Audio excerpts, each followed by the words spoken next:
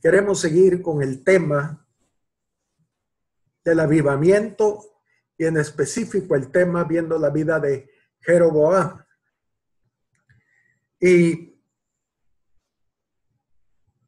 al ver la vida de Jeroboam, el domingo anterior veíamos cómo Jeroboam hizo dos imágenes, las cuales puso en dos nuevos santuarios, el cual era uno estaba en Betel y el otro en Dan. Y veíamos que él cambió el diseño, ya que realmente, según la voluntad de Dios, según el orden de Dios, Jerusalén era el lugar que Dios había escogido para que todos los israelitas llegaran 3 veces al año, por lo menos, a poner sus ofrendas, a ofrecer sus sacrificios a Jerusalén. Pero Jeroboam tuvo una brillante idea, según él. Y dijo, ¿para qué van a ir tan lejos?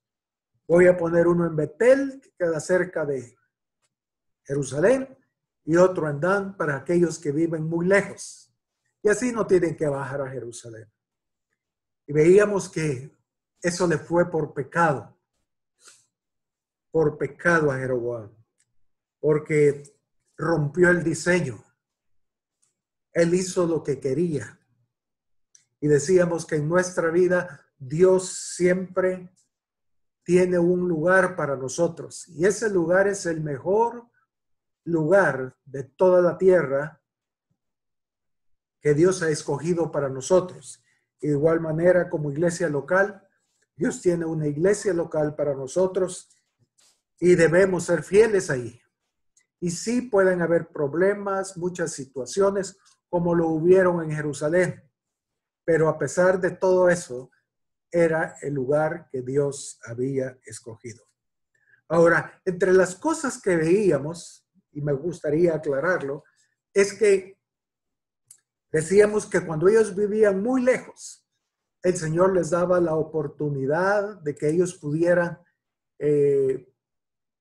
podían participar, ofrecer, como diría, comer de los animales, ellos podían comer del fruto de la tierra y solo que debían de ser fieles guardando sus ofrendas, sus diezmos y todo lo demás para que cuando ellos fueran al lugar que Dios escogiera, entonces ellos pudieran llevarlo. Ahora, tenemos que entender algo en esto, porque yo les decía, lo mismo da cuando nosotros vivimos muy lejos.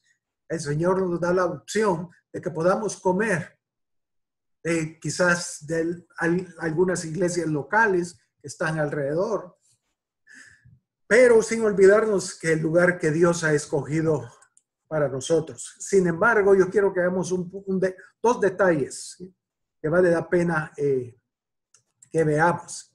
El primero tiene que ver con, aquí lo estamos viendo, este era el lugar que Dios, de cómo fueron distribuidas las tribus cuando entraron a la tierra prometida. Y Jerusalén, estaba aquí, en este lugar, señalado aquí, espero que lo vean, se ve pequeño, pero ahí está Jerusalén. Vamos a ver si lo podemos hacer más grande. Aquí está Jerusalén. Y todos tenían que venir de todas las tribus 3 veces al año a este lugar. Sin embargo, imagínense para los de Manasés, viajar hasta Jerusalén eran días de viaje debido a la distancia geográfica que había. Sin embargo, ellos podían participar de las comidas, de la compañerismo, de los demás miembros, digámoslo así, de cada tribu. Ellos vivían por tribus. Neftalí, Manasés, Zabulón, Aser, todos ellos. Entonces, ellos no podían mezclarse, sino que cuando ellos participaban de las cosas de Dios, lo hacían entre las tribus. Ahora, digamos, en este tiempo, no vivimos por tribus, sino que las tribus están revueltas. Entonces, sí, tenemos la opción de poder comer, poder participar de servicios que están de iglesias locales cerca, toda vez sean de la misma tribu. ¿Ven? Ellos no vivían mezclados. Ellos vivían según la tribu, Neftalí, como decíamos. Entonces, ellos tenían que participar de eso, según la tribu. No podían ir los de Neftalí a Zabulón o ir a hacer, no. Ellos podían comer y participar de las cosas dentro de su misma tribu. Es más, tengo que recordar que era prohibido aún casarse con tribus diferentes. Sí, entre tribus, no podían hacerlo. Entonces, quiero aclarar eso. Ellos podían sí participar, como hoy digamos nosotros, participar de servicios, pero de iglesias locales de la misma tribu. Ahí lo dejo. Y lo segundo es que gracias a Dios, desde hace unos 30 años más o menos, ya no tenemos distancias geográficas, sino que todo queda cerca. Por ejemplo, ahorita tenemos gente de España, gente de Estados Unidos, gente de Panamá, hermanos de Canadá, de todos los lugares. Y es como que estuviéramos cerca, ya se rompieron las distancias geográficas. Entonces, casi podríamos decir que eso no aplica a nosotros hoy, porque ya no hay distancias geográficas como lo había hace 30 años atrás. Hoy, gracias al Internet, a Zoom y otros programas, software, apps, podemos estar cerca. Y eso es una bendición. Amén. Amén. Bien. Ahora, si ustedes han notado hoy estudiando la vida de Jeroboam, casi cada versículo o alguna cosa que Jeroboam hacía nos hemos extendido en ese tema. Y es porque debemos entender que la base del Nuevo Testamento es el Antiguo Testamento. Toda la doctrina del Nuevo Testamento está basada en todo lo del Antiguo Testamento que Dios estableció. Por ejemplo, las escrituras que usaban los apóstoles eran el Antiguo Testamento. Toda la doctrina de Pablo, de Pedro, de Santiago y todos los demás apóstoles está basada no en el Nuevo Testamento, porque todavía no había sido recopilado. Todo estaba basado en el Antiguo Testamento. Todo.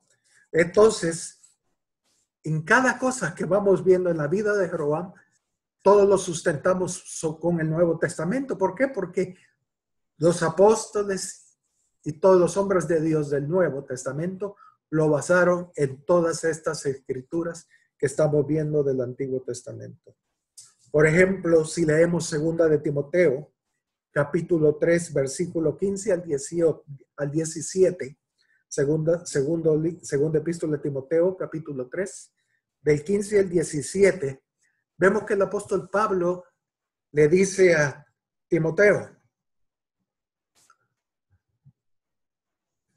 y que desde la niñez has sabido las sagradas escrituras, las cuales te pueden hacer sabio para la salvación por la fe que es en Cristo Jesús. Fíjense, desde la niñez has sabido las sagradas escrituras.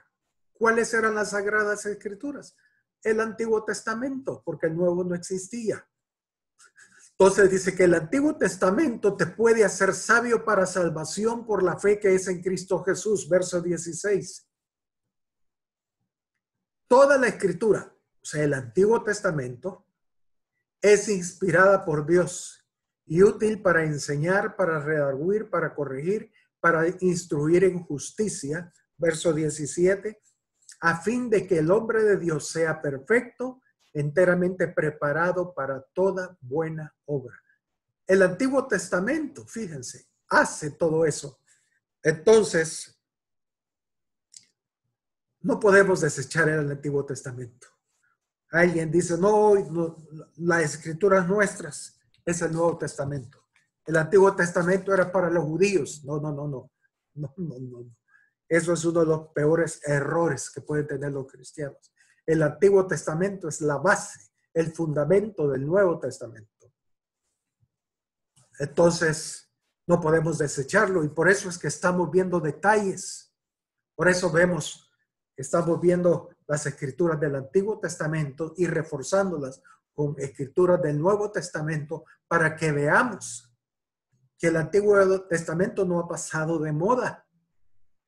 El Antiguo Testamento es la palabra de Dios, es las escrituras que pueden llegar a hacernos perfectos y que son inspiradas por Dios.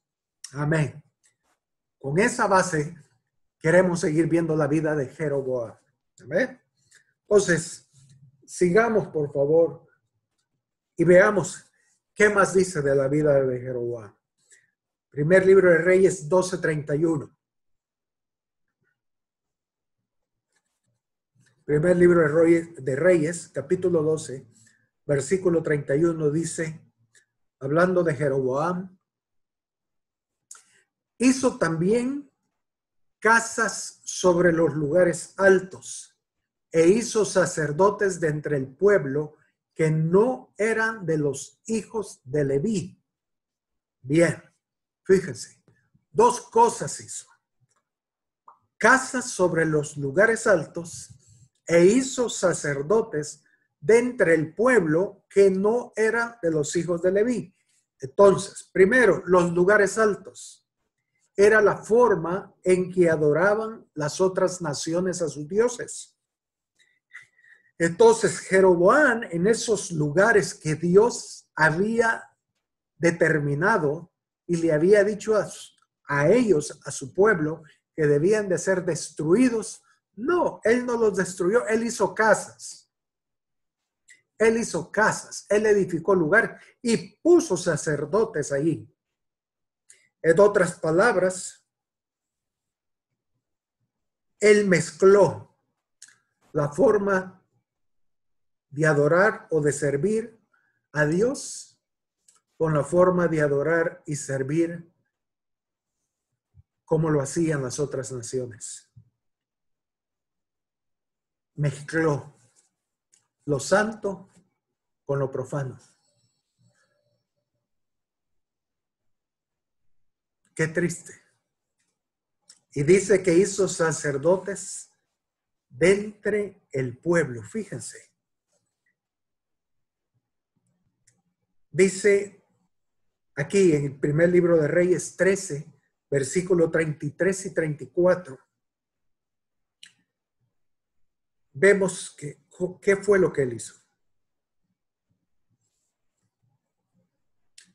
Dice, con todo esto, de los dos becerros, Betel y Dan, con todo eso, todo ese desorden que hizo, dice, con todo esto, no se apartó Jeroboam de su mal camino, sino que volvió a ser sacerdote de los lugares altos de entre el pueblo, y a quien quería lo consagraba para que fuese de los sacerdotes de los lugares altos. Versículo 34.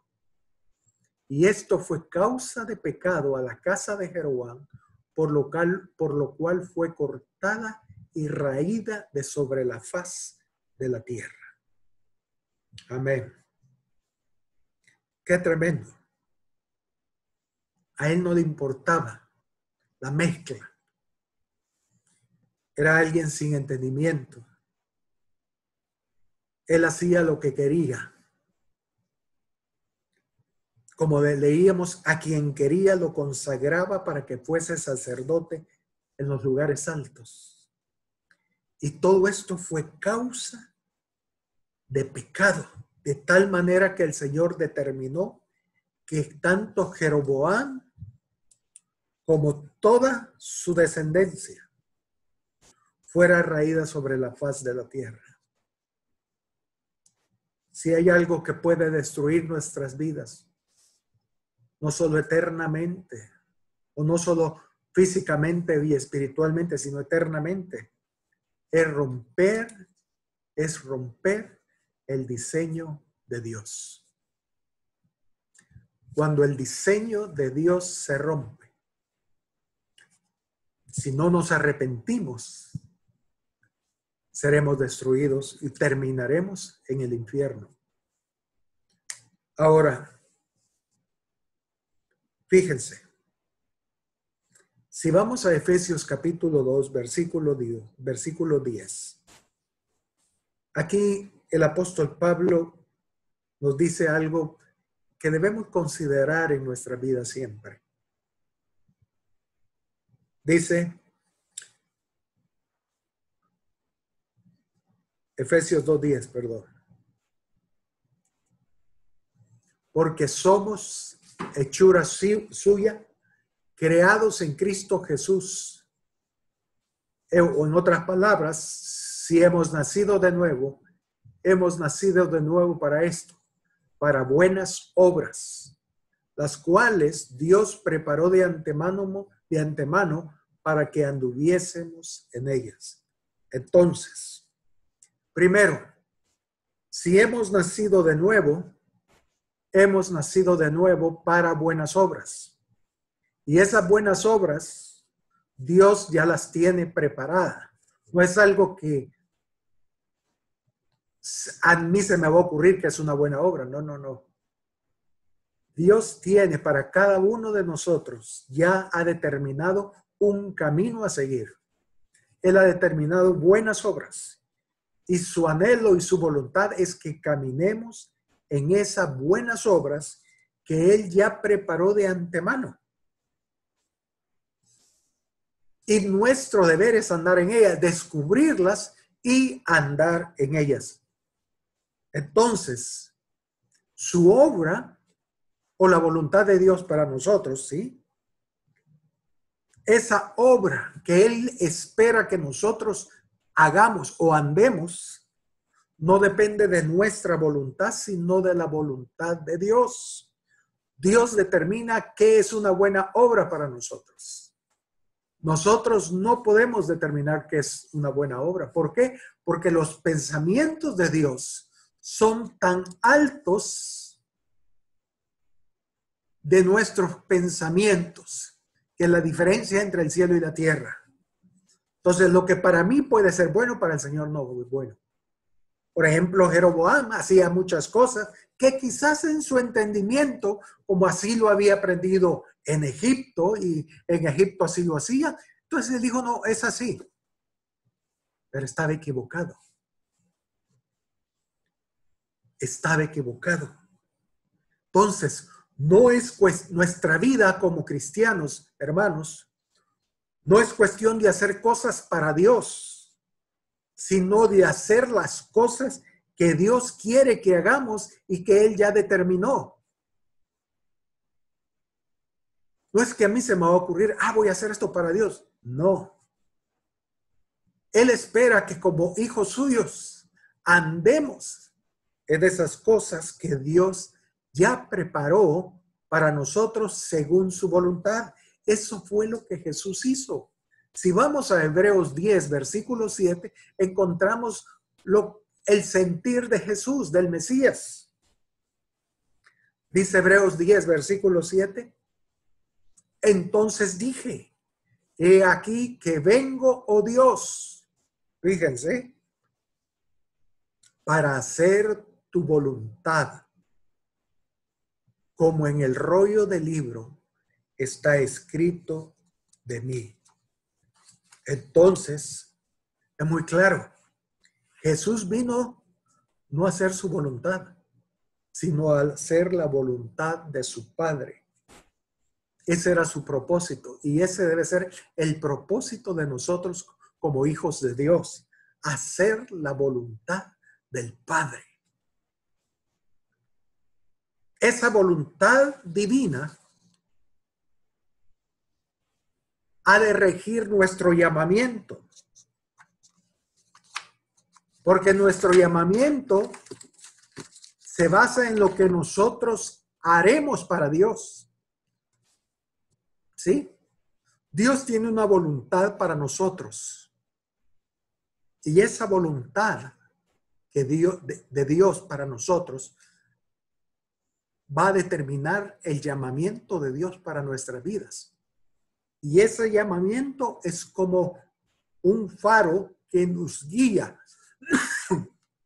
a hacer lo que Dios tiene preparado para nosotros o hacer las obras que Dios preparó de antemano para nosotros.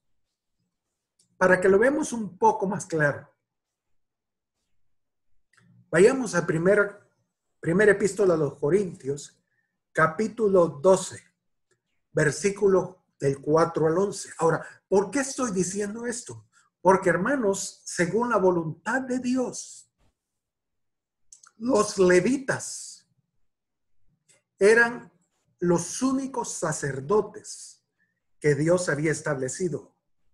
Y fuera de los levitas, nadie podía ser sacerdote. Pero a Jeroboam no le importaba ni el llamar, no le importaba eso. Como leíamos, él ponía a quien quería, lo consagraba. A quien quería lo consagraba para sacerdote. A quien quería del pueblo. Y no era así. Ya el llamamiento levítico regía que ellos serían los sacerdotes de Dios. Pero vayamos a 1 Corintios 12, versículo 4 al 11, para que veamos lo que esto significa. El apóstol Pablo dice, ahora bien, hay diversidad de dones. Sí, hay varios dones, pero el Espíritu es el mismo. Verso 5.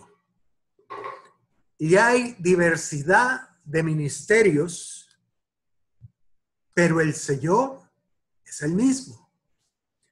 Verso 6.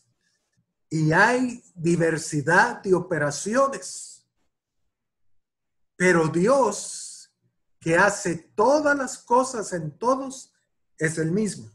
Ahora, fíjense, él está hablando que hay diversidad de dones, diversidad de ministerios, diversidad de operaciones, pero es el mismo Espíritu, es el Espíritu de Dios quien hace todo eso. Pero dice el versículo 7 que es clave.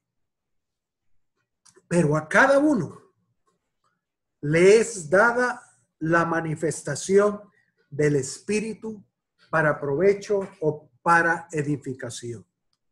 Pero a cada uno le es dada. ¿Ven? Es el llamamiento. Esas buenas obras Dios ya la determinó. Sí, hay diversidad de dones, pero el Señor ha determinado el don que te ha sido dado. No es cuestión de escoger, es cuestión de que Dios ya determinó el don, el ministerio o la operación que Dios va a hacer en tu vida o cómo Dios va a usarnos. Dice el versículo 8, porque a este es dada por el Espíritu palabra de sabiduría, a otro palabra de ciencia, según el mismo Espíritu. Verso 9, a otro fe por el Espíritu, por el mismo Espíritu, y a otros dones de sanidades por el mismo Espíritu, a otro el hacer milagros, a otro profecía, a otro discernimiento de espíritu, a otro diversos géneros de lenguas y a otro interpretación de lenguas. Pero todas estas cosas las hace Dios, las hace uno y el mismo Espíritu, repartiendo a cada uno en particular como Él quiere. ¡Qué tremendo! Entonces, Dios es quien reparte los dones. Él es el que reparte los ministerios como Él quiere. Entonces, tanto los dones como los ministerios y las demás operaciones que Él hace, las hace con un propósito. Es capacitarnos para aquellas obras que Él ha preparado para nosotros. No es tal cosa de que, yo quiero el ministerio de evangelista. Me gusta el evangelismo. Entonces yo quiero ministerio evangelista. No. Él dice, no, tu llamamiento es para pastor. No, pero que a mí me gusta el evangelismo. No, es pastor. Porque de esa manera tú vas a ejercer el servicio hacia mí. O otro dicen, yo quiero ser pastor. Y dice, no, tu llamamiento es a ser evangelista. Pero es que a mí no me gusta. No, es que no te guste. Es que es la voluntad de Dios para tu vida. Entonces Dios ha marcado el camino por el cual debemos andar para lograr esas buenas obras que Dios ha determinado. Sigamos leyendo versículo 14 en adelante. Primer epístola a los Corintios, capítulo 12, versículo 14 en adelante. Además, el cuerpo no es un solo miembro, sino muchos. Si dijera el pie, porque yo soy mano, no soy del cuerpo, por eso no será del cuerpo. Y si dijere la oreja, porque no soy ojo, no soy del cuerpo, por eso no será del cuerpo. Si todo el cuerpo fuese ojo, ¿dónde estaría el oído? Si todo fuese oído, ¿dónde estaría el olfato? Mas ahora, fíjense, verso 18, mas ahora, Dios ha colocado los miembros, cada uno de ellos en el cuerpo, como Él quiso. Es su voluntad. Porque si todos fueran un solo miembro, ¿dónde estaría el cuerpo? Pero ahora son muchos los miembros, pero el cuerpo es uno solo. Amén. Entonces, el servicio a Dios no es cuestión de gustos personales, sino de su voluntad. No es cuestión de que a mí me gusta esto. No, es cuestión de cuál es la voluntad de Dios para mi vida. Y en base a eso yo voy a caminar y Él va a capacitarme y debo buscar esa forma de ser capacitado, valga la redundancia, para poder ejercer las obras que Dios ha hecho para mí. Ahora, todos los dones, como los ministerios o cualquiera que sea el servicio, como he dicho, quiero que quede bien marcado, están determinados por su voluntad y según su voluntad, así es el llamamiento. Así sucedió con Cristo Jesús. Él no se hizo sacerdote por sí solo, sino que fue llamado a ser sacerdote.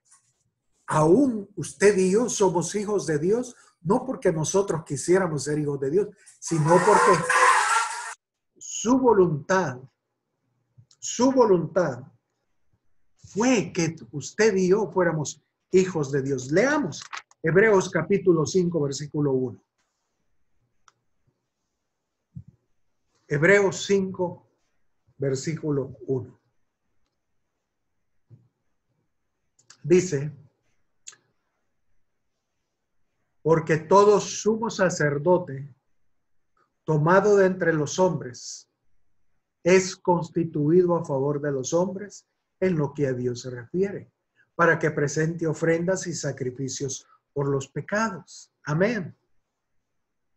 Versículo 4. Aquí está hablando del llamamiento sacerdotal. Y dice, y nadie toma para sí esta honra, sino el que es llamado por Dios como lo fue Aarón. Nadie de las tribus, nadie podía decir, yo quiero ser sacerdote, sino que Dios llamó a Aarón de entre de la tribu de los levitas para que ellos fueran los sumos sacerdotes. Nadie toma para sí esa honra.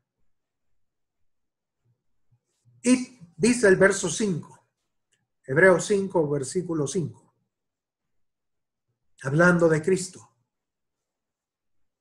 Así tampoco Cristo se glorificó a sí mismo haciéndose sumo sacerdote. No, el que Cristo fuera sumo sacerdote no dependía de su voluntad, sino de la voluntad del Padre. Como dice, sino el que le dijo, tú eres mi hijo, yo te he engendrado hoy. Verso 6, como también dice en otro lugar, tú eres sacerdote para siempre según el orden de Melquisedec. Amén. Entonces, el nuevo nacimiento vino por voluntad del Padre. Y el llamamiento para nuestras vidas, para servir a Dios, viene también de la voluntad del Padre. Entonces, el problema de Jeroboam fue que él no estaba claro, o no entendía, o no sabía que cada quien tenía su llamamiento y que el llamamiento de los levitas era ser sacerdotes. Pero él hizo a un lado eso y dijo y decía que él establecía como sacerdote a quien él quería de todo el pueblo. Eso le sirvió por pecado delante de Dios. Entonces, hoy en día hacemos muchas cosas para Dios sin ser llamados por Dios. Y si hacemos esas cosas sin tener el llamamiento de Dios en nuestras vidas, es pecado. Piensen por un momento, esa gente que fue engañada por Jeroboam. Jeroboam llamó a esas personas de las otras tribus y les dijo, ustedes a partir de hoy serán sacerdotes. Y ustedes van a ser los encargados de ofrecer los sacrificios tanto en Betel como en Dan. Y la gente, gloria a Dios, gracias Señor. Y oraban hasta por ellos y ellos, qué lindo, siendo sinceros, qué llamamiento más lindo. Pero lo triste es que estaban siendo engañados por Jeroboam. Y esa gente hizo cosas para Dios que Dios nunca la recibió y para él era pecado para esa gente. La gran mayoría terminaron en el infierno por culpa de ellos. No, si ellos lo que querían era servir a Dios. Pero su líder los engañó. Su líder los embaucó. ¡Qué tristeza! ¡Qué dolor! ¿Saben por qué? Porque eso mismo sucede hoy. Hoy mismo se pone en el ministerio a quien quiera. Ah, ¿usted quiere hacer eso, hermano? Sí, fíjese, pastor, que ellos, démoslo pues, hágalo. Sin detenerse para saber si realmente esa persona es llamada por Dios. Porque si nosotros endosamos el servicio a esa persona que ni siquiera tiene el llamamiento de Dios, la estamos mandando directamente al infierno. Esto es bien delicado, hermanos.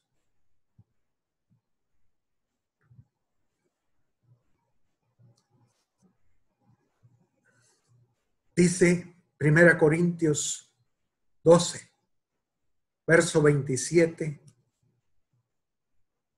al 29.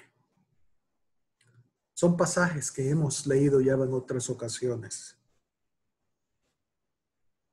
Dice, vosotros pues sois el cuerpo de Cristo y miembros cada uno en particular. A unos puso Dios en la iglesia, fíjense. ¿Quién los puso ¿A quién los puso en la iglesia? Dios. Dice, primeramente, y miembros cada uno, a unos puso Dios en la iglesia, primeramente apóstoles, luego profetas, luego lo tercero maestros, luego los que hacen milagros, después los que sanan, los que ayudan, los que administran, los que tienen don de lenguas. ¿Son todos apóstoles? No. ¿Son todos profetas? Tampoco. ¿Todos maestros? No. ¿Hacen todos milagros? Por supuesto que no. Cada miembro del cuerpo de Cristo es importante ante los ojos de Dios. Y cada miembro tiene una función en particular. ¿Y quién determina eso? Dios. Dios. No es cuestión de que yo quiero hacer eso. No. Es cuestión de que, Señor, ¿qué quieres que haga? Eso fue lo que el apóstol Pablo hizo cuando se convirtió al Señor. Primero le preguntó, Señor, ¿quién eres? Y luego le dijo, Señor, ¿qué quieres que haga? Y esa es la pregunta que debemos hacernos. Señor, ¿qué quieres que haga? ¿Cómo quieres que te sirva? Señor, ¿en qué puedo ser útil?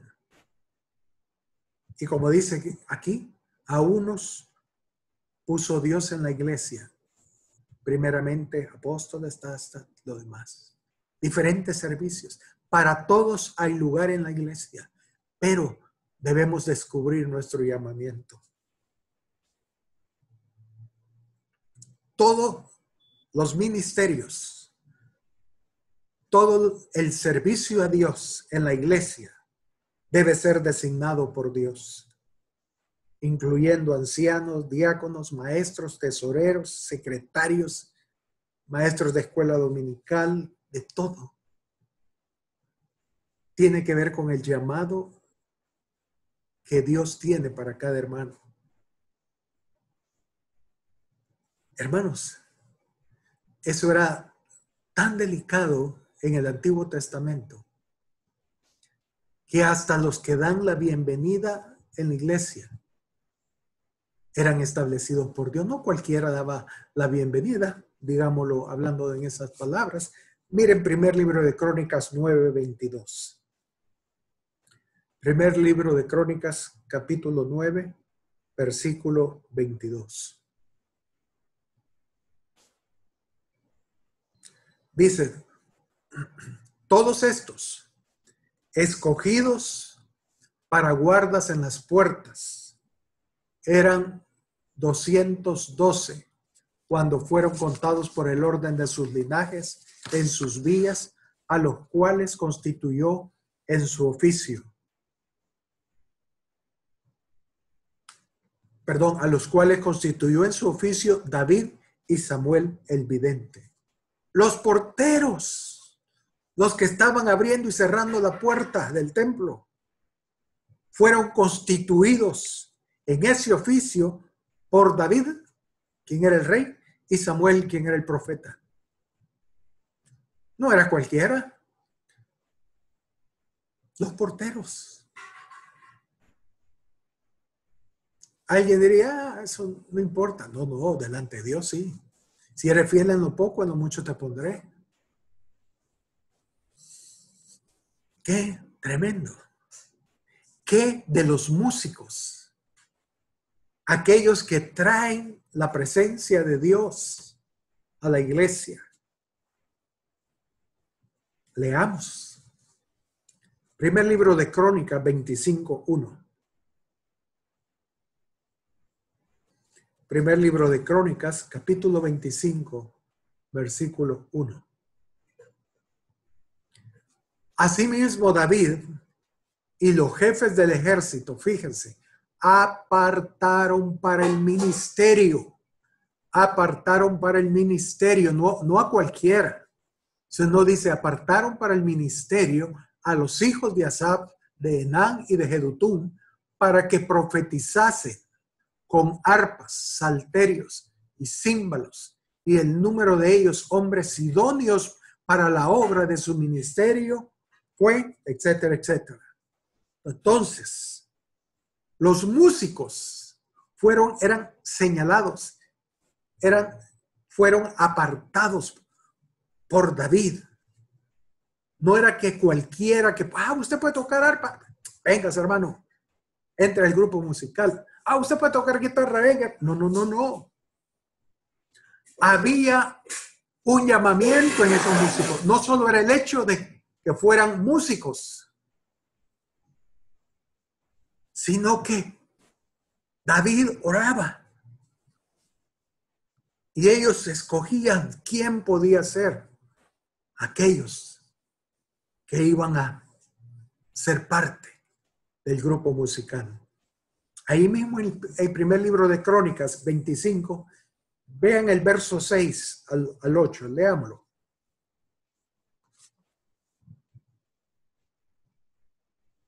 Dice: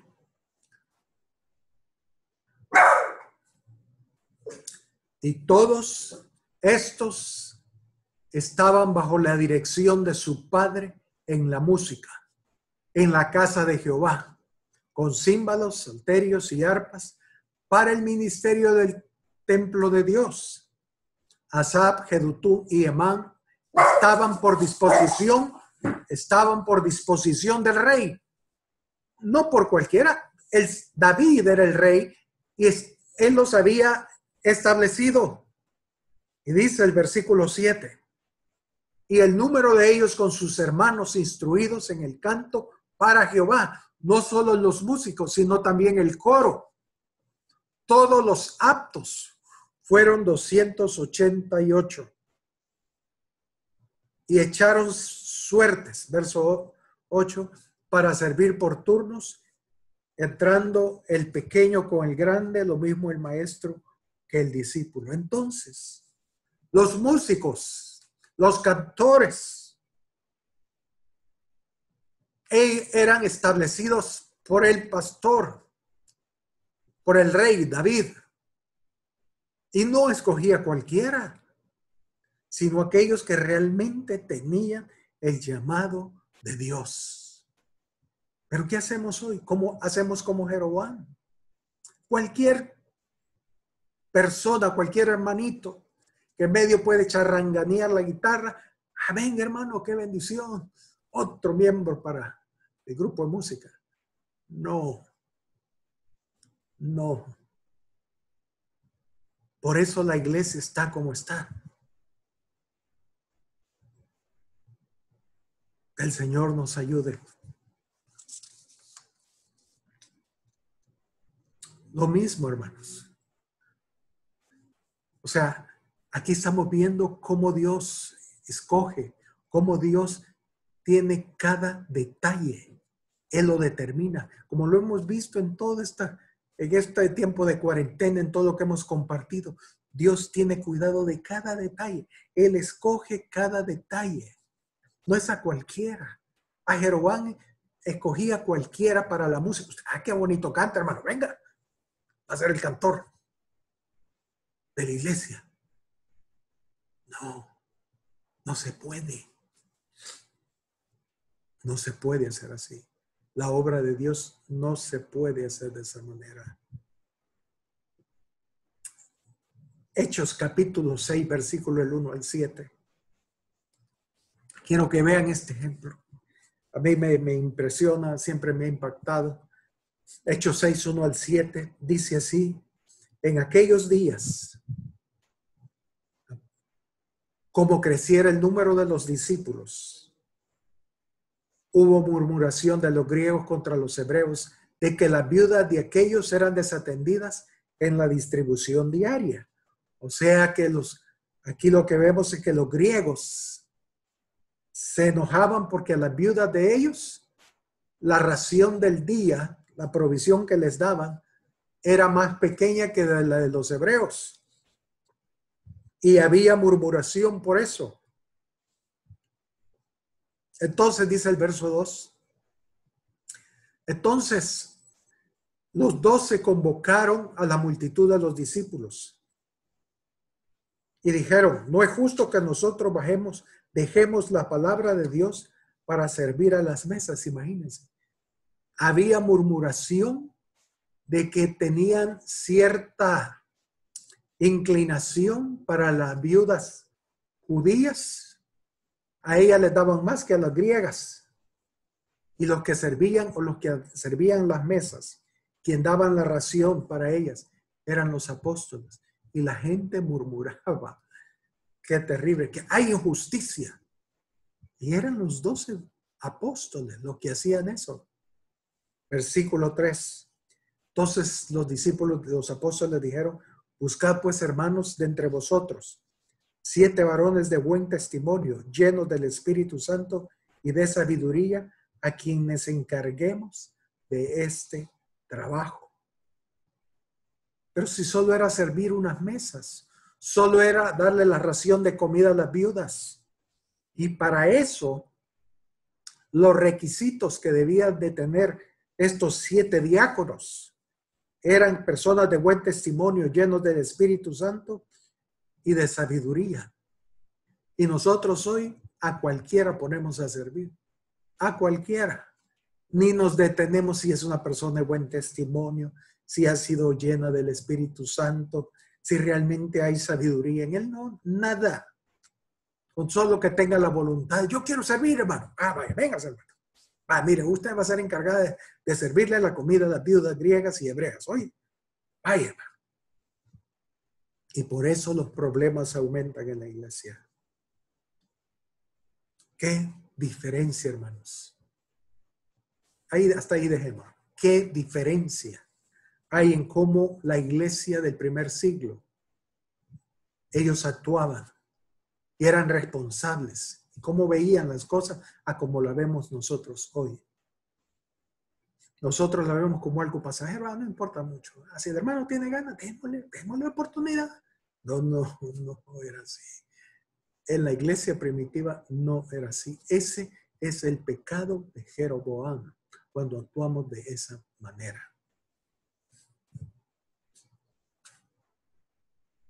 Que Dios nos ayude. Pero sigamos viendo esto, porque es importante, hermanos, que lo entendamos como hijos de Dios. Quiero que vayamos a Hechos 7, versículo 22 en adelante. Hechos 7, versículo 22 en adelante. Aquí nos habla de Moisés. Hablando de Moisés y del llamamiento de Moisés, como Dios lo llamó. Dice en el versículo 22. Y fue enseñado Moisés en toda la sabiduría de los egipcios, y era poderoso en sus palabras y obras. O sea, no era alguien que no era instruido. Moisés era alguien que era sabio en todo lo de los egipcios. Y era poderoso en sus palabras y obras. O sea, tenía mucha retórica y tenía mucho conocimiento mundano, porque eso era la sabiduría de los egipcios. Pero dice, versículo 30, y cuando hubo cumplido la edad de 40 años, le vino al corazón visitar a sus hermanos, los hijos de Israel. Dice el verso 24, y al ver a uno que era maltratado, lo defendió, e hiriendo al egipcio, vengó al oprimido. Pero, dice el versículo 25, pero él pensaba, ese es el problema, pero él pensaba que sus hermanos comprendían que Dios les daría libertad por mano suya, mas ellos no lo habían entendido así. Moisés tenía claro que Dios lo había llamado a ser el libertador del pueblo de Israel de la mano de los egipcios. Entonces, pero él lo tenía claro, que ese era su llamamiento, pero el pueblo no sabía, el pueblo no lo entendía.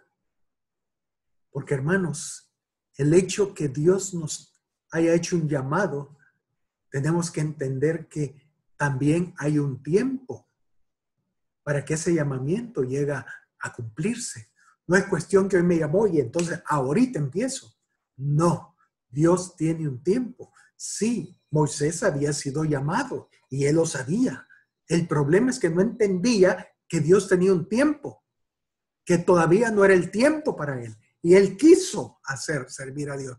¿Y cómo terminó? Frustrado. Miren qué dice el verso 26 de ahí mismo. Y al día siguiente se presentó a uno de ellos que reñían y los ponía en paz, diciendo: varones hermanos sois, ¿por qué os maltratáis el uno al otro? Entonces, el que maltrataba a su prójimo le rechazó diciendo: ¿quién te ha puesto por gobernante y juez sobre nosotros? ¿Quieres tú matarme como mataste ayer al egipcio? Al oír estas palabras, Moisés huyó y vivió como extranjero en tierra de Madián, donde engendró 2 hijos. Tremendo.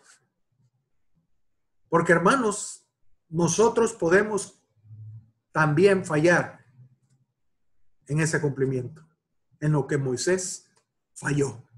Versículo 25 dice: pero él pensaba. Hermanos, no importa la sinceridad. Como hemos dicho, hay muchos sinceros en el infierno. Él pensaba, sí, pero el problema era el verso 27, que dice que ¿quién te ha puesto? Le decían, por gobernante sobre nosotros. Entonces, entonces el que maltrataba le decía: ¿quién te ha puesto por gobernante y juez sobre nosotros? No lo habían reconocido, no había reconocimiento de parte del pueblo. En otras palabras, ¿y quién te ha dicho a ti que sos el libertador de Israel?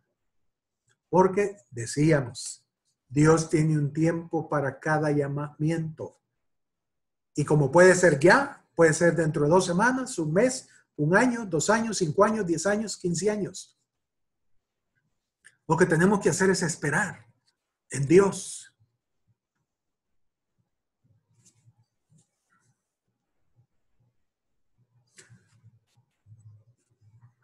Yo tengo en lo personal, yo sé que Dios me ha llamado a hacer 2 cosas, que las tengo muy claras en mi vida.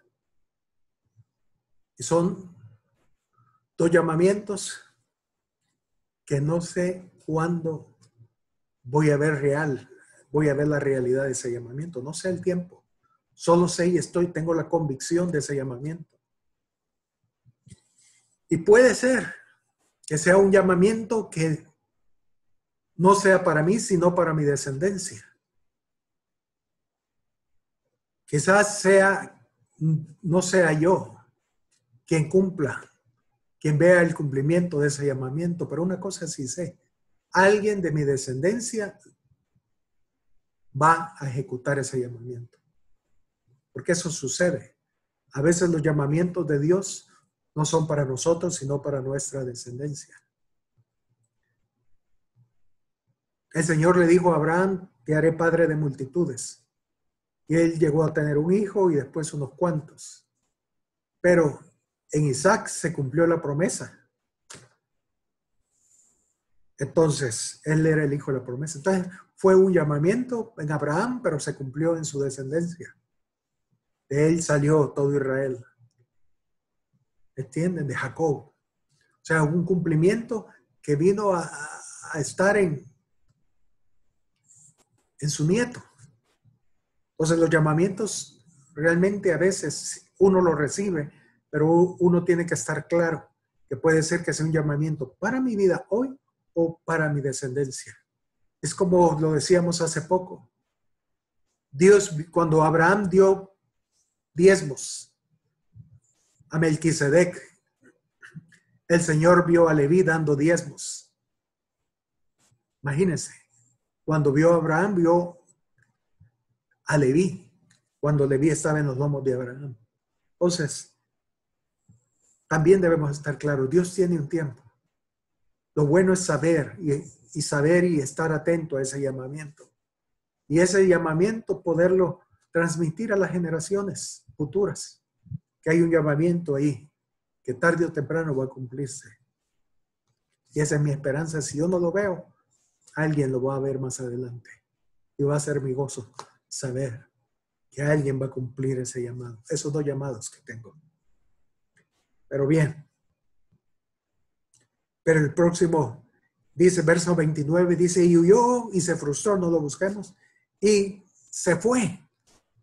Se frustró. Porque cuando queremos responder al llamamiento y no es el tiempo de Dios, entonces eso frustra. Eso frustra. Los llamamientos de Dios tienen su tiempo. Como dije, pueden ser inmediatamente o tomar un tiempo. Pero lo importante, y si no sabemos eso, vamos a frustrarnos. Como dice Eclesiastés capítulo 3, verso 11, no lo busquemos, pero dice, todo lo hizo hermoso en su tiempo. El llamamiento de Dios en su tiempo es hermoso. Job 24:1, también no lo busquemos, pero dice Job, aquí en el libro de Job, puesto que no son ocultos los tiempos al Todopoderoso, ¿por qué los que le conocen no ven sus días? ¿Por qué? O sea, la que es, ¿por qué los hijos de Dios no entienden que Dios tiene un tiempo? Y el Todopoderoso no se los oculta.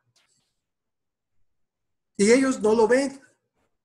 Entonces debemos saber que Dios tiene un tiempo para cada cosa. Entonces, ¿qué pasó con Moisés? Moisés terminó frustrado. Pero no porque no tuviera el llamamiento, sino porque no era el tiempo de Dios. Pero dice aquí en Hechos 7, verso 30, sigamos leyendo. Hechos 7, versículo 30. Él huyó, se fue al desierto, Moisés, y dice, pasados 40 años, imagínense, pasados 40 años, un ángel se le apareció en el desierto del monte Sinaí, en la llama de fuego de una zarza. Entonces Moisés,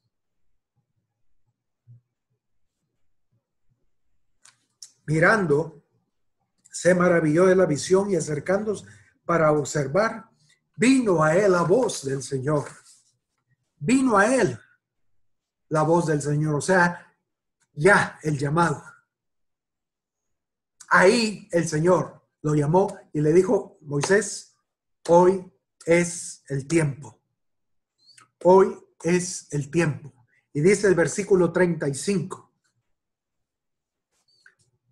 Fíjense. Y a este Moisés, a quien habían rechazado diciendo, ¿quién te ha puesto por gobernante y juez? A este Dios lo envió como gobernante y libertador por mano del ángel que se le apareció en la zarza. Este lo sacó habiendo hecho prodigios y señales en tierra de Egipto y en el Mar Rojo y en el desierto por 40 años. Qué tremendo, hermanos. Dios tiene un tiempo. Moisés recibió el tiempo, su llamado. Pero lo que él no sabía que ese llamado lo iba a ver real 40 años después. No, él ya lo quería y eso lo frustró. Tenemos que aprender como hijos de Dios a saber que Dios tiene un tiempo para nosotros. Y hermanos, aquí podemos pasar tiempo y viendo ejemplo tras ejemplo en toda la escritura de cómo Dios llama a sus hijos, pero Él tiene un tiempo para ejecutarlo. Es muy fácil, hermanos. Solo veamos a Juan el Bautista. Juan el Bautista fue llamado en el vientre de su madre, pero no fue hasta que cumplió los 30 años que él entonces pudo ver su llamamiento en su vida y pudo irse al desierto y predicar la palabra de Dios. Él esperó 30 años y su ministerio solo duró 6 meses. Imagínense. ¿Qué de Jesús? A los 12, él sabía plenamente cuál era su llamado y que él tenía que estar en los negocios de su padre. Pero de los 12 a los 30, él estuvo guardado. A los 30, él llegó al Jordán y fue bautizado. Y de ahí él comenzó su ministerio por 3 años y medio. Nosotros no. Nosotros tenemos el llamado y ya queremos que sea ya, ahorita. No. Hay que esperar el tiempo de Dios. Y en el momento de Dios, Él nos lo hará saber. Amén. Pero hay un llamado. Él ha preparado buenas obras para nosotros. Y debemos estar orando al Señor. Señor, muéstrame cuáles son esas buenas obras, las cuales tú has preparado para mi vida. Permíteme ejecutarlas. Señor, capacítame, prepárame para esas buenas obras. Pero nosotros, no sé, ignoramos eso. Y queremos hacer muchas cosas para Dios ya, ahorita. Y eso nos frustra. Porque nadie nos reconoce. No nos salen las cosas como pensábamos. Y nos frustramos y decimos, quizás me equivoqué. Ya no tengo ese llamamiento. Sí lo tienes, pero no es el tiempo de Dios. Tienes que aprender a esperar en el tiempo de Dios. Ahora, algo que me gustaría ver con ustedes aquí es que lo que a Moisés vivió es una sombra de Cristo Jesús en su primera venida y en la segunda venida. En la primera venida Jesús vino a los suyos, a los judíos, y no le recibieron. Como Moisés no le recibieron cuando él pensaba que ellos sabían. ¿Entienden? ¿Por qué? Porque los judíos esperaban al Mesías. ¿Y cómo sería su Mesías? Como el león de la tribu de Judá. Ellos esperaban que el Mesías iba a restaurar el reino de Israel como el de Salomón. Y los iba a liberar de la mano de los romanos. Pero cuando Jesús vino por primera vez y apareció en el Jordán, Juan el Bautista dijo, he aquí el Cordero de Dios que quita el pecado del mundo. Entonces, a los judíos no entendían eso. Ellos esperaban al león de la tribu de Judá y Jesús vino como un cordero inmolado. Y no le recibieron, no entendieron. Y lo rechazaron.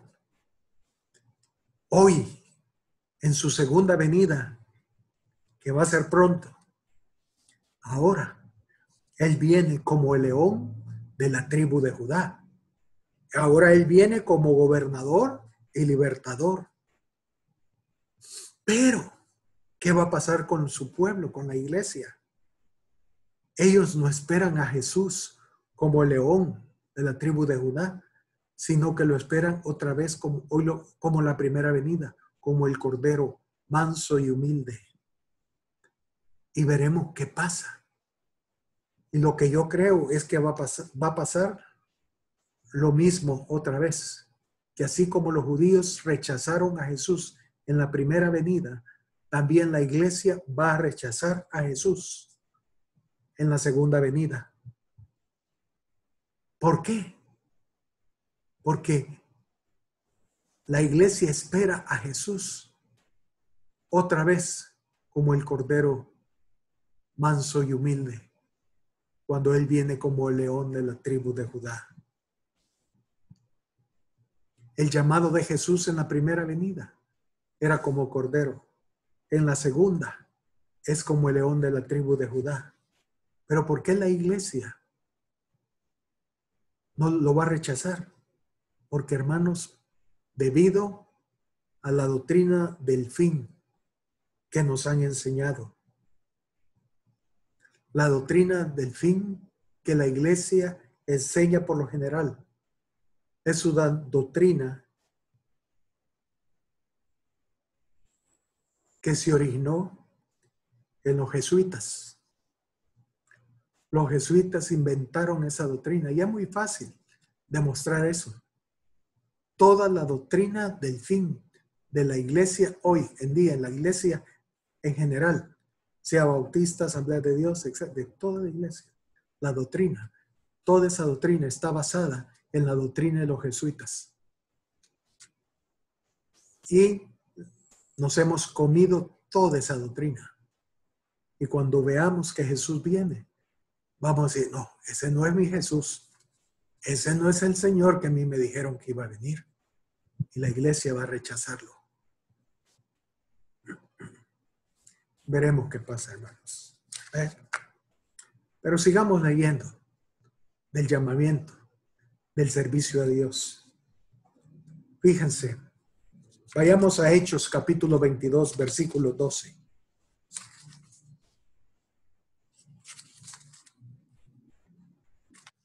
Hechos 22, versículo 12. Hablando de la conversión del apóstol Pablo, dice, entonces uno llamado Ananías, varón piadoso, según la ley, que tenía buen testimonio de todos los judíos que allí moraban, vino a mí, dice Pablo, y acercándose me dijo, hermano Saulo, recibe la vista, y yo en aquella misma hora recobré la vista y lo miré.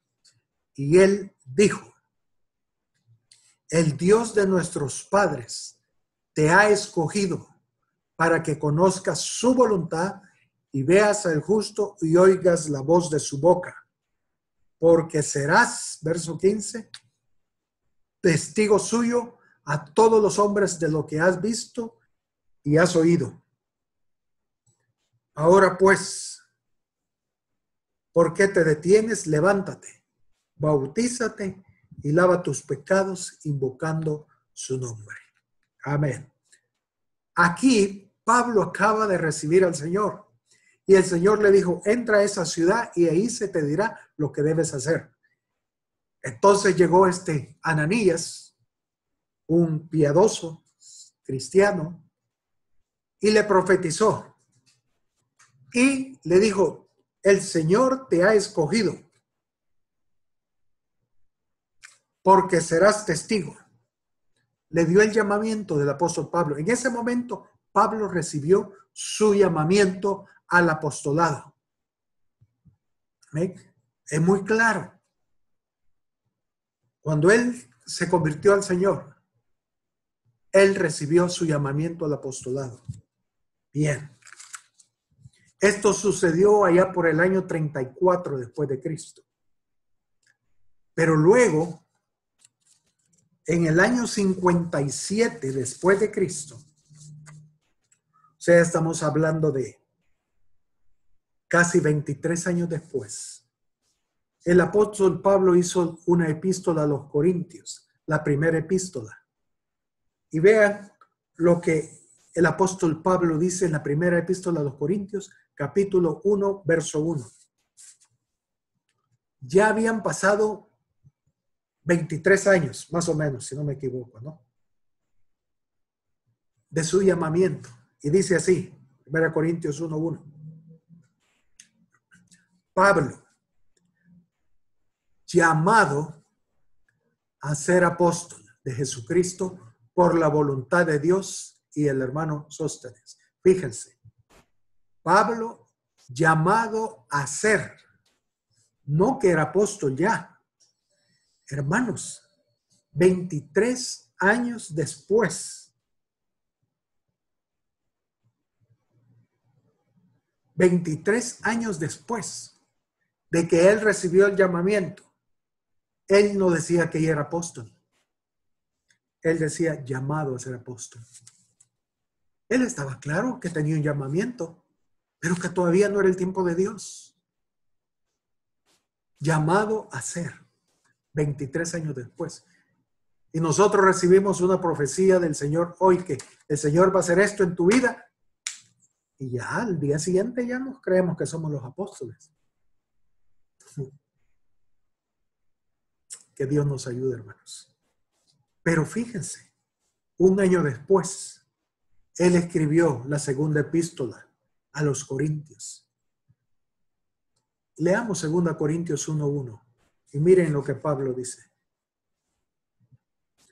Ahora, el mensaje es diferente. Dice, Pablo, apóstol de Jesucristo, por la voluntad de Dios, y el hermano Timoteo a la iglesia de Dios que está en Corinto, etcétera, etcétera. Pero Pablo dice, Pablo, apóstol de Jesucristo, por la voluntad de Dios. Ahora Pablo sí sabía que era el tiempo de su llamamiento. Un año antes, él decía, llamado a ser apóstol por voluntad de Dios. Ahora decía Pablo apóstol por voluntad de Dios. Entonces Pablo sabía, él sabía que había un llamamiento en su vida, pero que había un tiempo para que ese llamamiento fuera real en él. Y él esperó pacientemente hasta que después de 24 años él podía decir, Pablo, apóstol de Jesucristo. Y ahora vemos a Jeroboam, que él ponía a quien quería en el ministerio sin importar quién era, con tal que tuviera la gana de hacerlo, déle, hermano, démosle. No, hermanos, si hasta los porteros, aquellos que estaban abriendo las puertas, eran establecidos por Dios, eran escogidos por Dios. Y hoy en la iglesia nosotros ponemos a quien sea. Que Dios nos ayude. Por eso la iglesia está como está. Pero Dios va a ordenar todo eso, hermanos, muy pronto, antes que venga el avivamiento. O cuando venga el avivamiento, Él va a ordenar todo. Porque es un desorden hoy en la iglesia. Como lo he dicho en otras ocasiones, recuerdo a un hermano que él era muy diestro en la guitarra. Daba conciertos de guitarra. Imagínense, en el mundo, daba conciertos de guitarra. Y cuando él vino al Señor, su deseo era tocar en el grupo de músicos de la iglesia. Y el pastor le dijo, está bien, hermano, únase al grupo de música. Pero lo tremendo, y él lo expresaba, que cuando él empezaba a tocar la guitarra, la presencia del Señor desaparecía, se esfumaba. Y él vivía frustrado. Y decía, ¿cómo es posible? Yo que tengo la habilidad, más habilidad que todos estos músicos. Pero cuando yo toco, el Señor no está. Y él se frustraba. Hasta que le dijimos que Dios tiene un tiempo. Y que no era cuestión de habilidades, sino era cuestión de llamamiento. Y que lo mejor que podía hacer era sentarse y dejar que los músicos tocaran y que en el tiempo de Dios el Señor lo iba a usar en una forma muy linda como músico. Pero nosotros hoy no importa, medio charrangané y lo ponemos a tocar ahí. Medios sabe entonar y ya bueno que entre. Es el cantor principal, el que preside las alabanzas. ¡Qué tristeza! ¡Qué tristeza, hermanos! Por último, quiero leer para que veamos la maldad de Jeroboam y por qué lo hacía.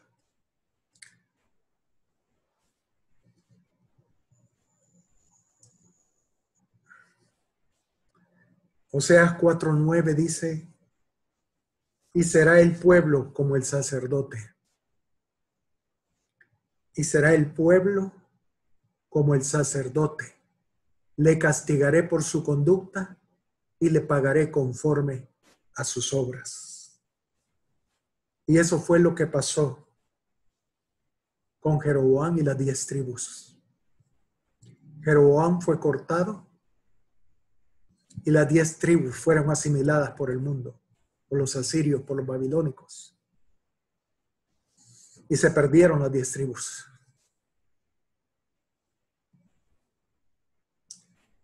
El pueblo será como el sacerdote. Oseas 4:6 dice, mi pueblo fue destruido porque le faltó conocimiento. Dos grandes verdades. Ahora quiero que vayan con ese fundamento. Primer libro de Reyes, capítulo 13, versículo 1 en adelante.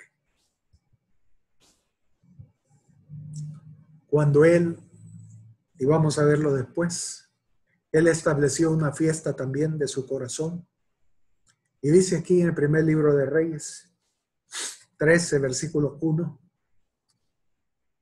He aquí que un varón de Dios, por palabra de Jehová, vino de Judá a Betel. Recordemos que Betel era el lugar que Jeroboam había establecido para ofrecer sacrificios en lugar de Jerusalén. Y estando Jeroboam, fíjense, junto al altar para quemar incienso. Y estando Jeroboam junto al altar para quemar incienso, aquel clamó contra el altar por palabra de Jehová y dijo: altar, altar, así ha dicho Jehová, he aquí que a la casa de David nacerá un hijo llamado Josías, el cual sacrificará sobre ti a los sacerdotes de los lugares altos que queman sobre ti incienso, y sobre ti quemarán huesos de hombres. Verso 3. Y aquel mismo día dio una señal diciendo: esta es la señal de que Jehová ha hablado. He aquí que el altar se quebrará y las cenizas que sobre él está se derramará. Versículo 4. Cuando el rey Jeroboam oyó la palabra del varón de Dios que había clamado contra el altar de Betel, extendió su mano desde el altar y dijo: prendedle. Mas la mano que había extendido contra él se le secó y no la pudo enderezar. Verso 5. Y el altar se rompió y se derramó la ceniza del altar conforme a la señal que el varón de Dios había dado por palabra de Jehová. Entonces respondiendo el rey dijo al varón de Dios: te pido que ruegues ante la presencia de Jehová tu Dios y ores por mí para que mi mano me sea restaurada. Y el varón de Dios oró a Jehová, y la mano del rey se le restauró y quedó como era antes. Tremendo. Tremendo. Dos cosas. Primero, Jeroboam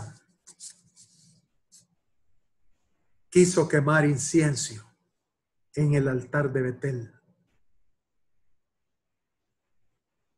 Él no era sacerdote. Él era rey, pero no sacerdote. Él no tenía la autoridad para ofrecer ni el llamamiento para ofrecer incienso. Tal el sacerdote, así es el pueblo. Tal es el pastor, así es el pueblo. Jeroboam puso a quien quería de sacerdote en lugar de los levitas. Él mismo se puso en lugar de los levitas. Él vivía lo que predicaba. Imagínense, en el lado negativo. A él no le importaba el llamamiento. Si alguien lo quería hacer, que lo hiciera él mismo. En eso el Señor envió a un profeta y le dijo: así dice Jehová, va a levantarse un Josías, hijo descendiente de David, que va a quemar a todos tus sacerdotes, porque son sacerdotes que no han sido ni llamados ni establecidos por Dios. Y tú y tu descendencia serán cortados también. Cuando oyó eso, Jeroboam dijo: prenderle, y se le secó la mano.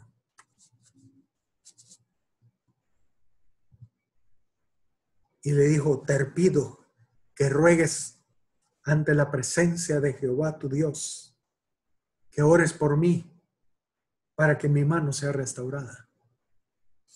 Él no se había arrepentido. Él estaba viendo y le dijo: la señal será que el altar donde está se va a quebrar y se va a caer toda la ceniza. Y en el momento sucedió. A él no le importó. Él ni siquiera tuvo una gotita de arrepentimiento.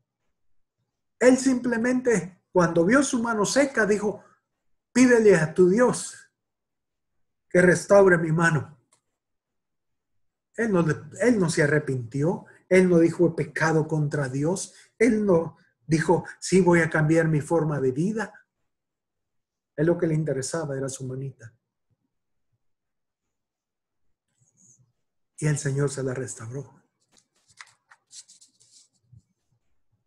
Qué tremendo. Qué dureza de corazón, hermanos. Qué dureza de corazón. Él no estaba dispuesto a ordenar su doctrina. Él no estaba dispuesto a hacer cambios en lo que enseñaba, aún a costa de su propia vida y de la vida de toda la iglesia, de todos sus miembros. Qué dolor por eso, hermanos. Debemos pedirle al Señor, Señor, dame la gracia para estar en el lugar que tú has escogido para mi vida.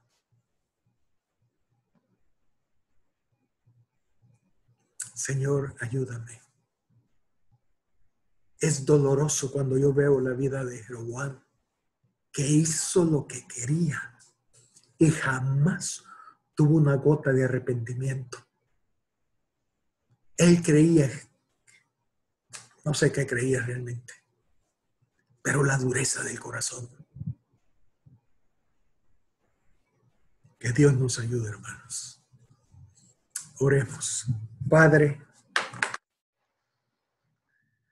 delante de ti estamos, Señor Jesús, suplicándote, Señor, en esta hora, que tengas misericordia de tus hijos, Señor. Que tengas misericordia, Señor, de tu pueblo, porque somos ciegos, faltos de entendimiento, Señor Jesús. Faltos ni entendidos de tus caminos, Padre. Pero ayúdanos, Señor Jesús. Ayúdanos, Padre. Te lo suplico. Ayúdanos a buscar tu rostro, a ser entendido en tus caminos, a conocer tu diseño y que el temor de Jehová nos inunde, Señor. Padre, ayúdanos, que no cometamos los errores de Jeroboam, Señor.